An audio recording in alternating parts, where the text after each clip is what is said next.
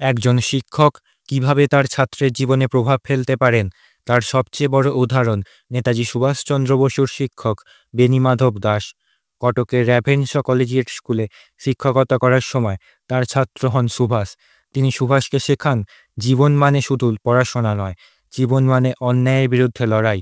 সবচেয়ে বড় ব্যাপার, তিনিই ছিলেন সেই ব্যক্তি যিনি সুভাষের মধ্যে জাগিয়েছিলেন স্বাধীনতার চেতনা, যে চেতনা থেকে জন্ম নিয়েছিল এক নেতাজির। পরে নেতাজি সুভাষচন্দ্র বসু নিজেই লিখেছেন, if there is one man who saved my character, ইট ওয়াজ বেণীমাধব দাস।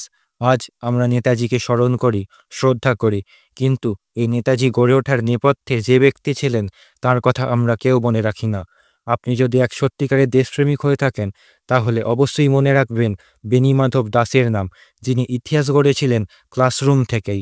আজকের এই ভিডিওটি ভালো লাগলে লাইক করবেন, আর এরকম আরও ভিডিও পেতে সাবস্ক্রাইব করুন ফ্যাক্টোফাইল বাংলা।